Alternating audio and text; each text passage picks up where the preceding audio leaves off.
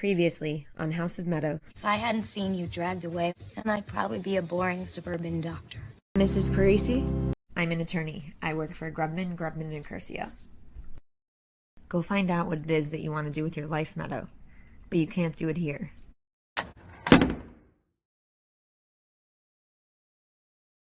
Hey, I need a new place to set up shop. Just a room to do my work with some privacy and an address to put for the New Jersey bar. What's in it for you? Let's see. Next time you do something stupid, which, knowing you, could be literally any minute, I'll help you get your ass out of trouble.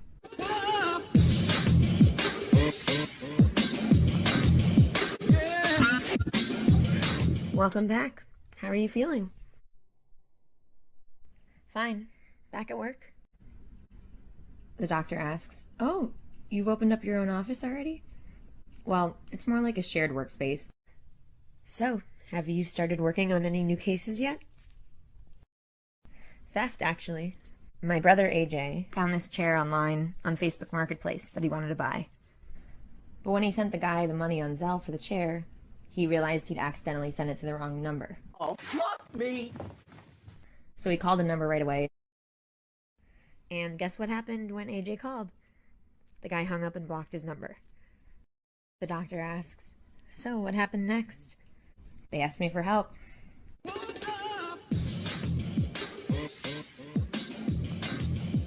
I called his bank and patiently explained to them the whole situation. You know what they said? "You should ask the person to send it back." When I told the customer service rep that we tried that to no avail, she says, "You should try reaching out again." Lots of help they were. So just for shits and giggles, we had our friend Brad call the number. When he did, the guy actually had the balls to answer. I don't know if it was just sheer luck or what, but the guy that answered thought that Brad was his friend on his way to his apartment.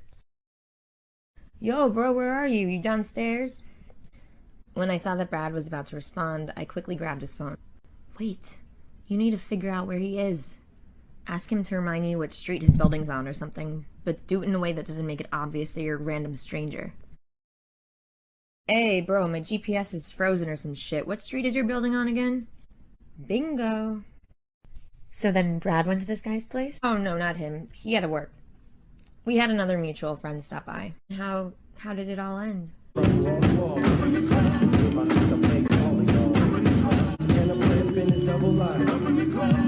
The guy sent the money back. Apparently it was all a big misunderstanding. Sometimes things can get lost in translation on the phone. So that's why we figured it was easier to just talk face to face. It's not our fault that he didn't have good cell service and couldn't understand what we were asking.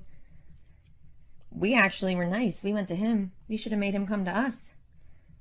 So a friend of a friend went to this guy's apartment. So did you have to do any legal work for this case?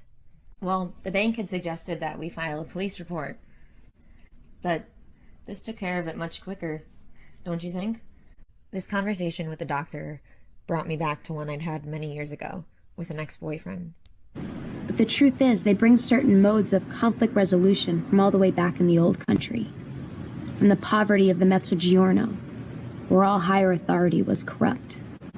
I may have been exaggerating a bit with the whole poverty of the Mezzogiorno thing, but when you think about it, was I? Look at this case right here. Going through the proper legal channels would have resulted in what? Most likely, never getting the money back. Or if anything, getting it like months down the line.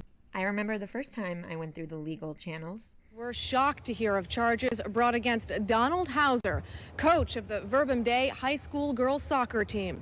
Alerted by a student friend of the alleged victim, whose name cannot be revealed because of her age. The charges eventually were dropped because of the victim's lack of cooperation with the prosecution. Haven't you ever felt that way? That our justice system was just one big injustice system?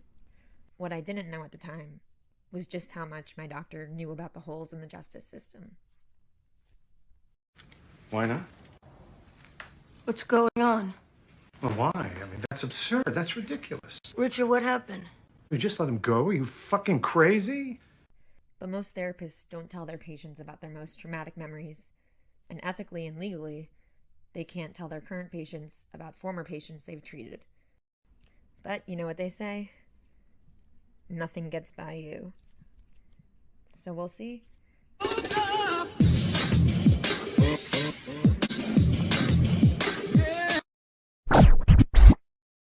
Stay tuned for next week.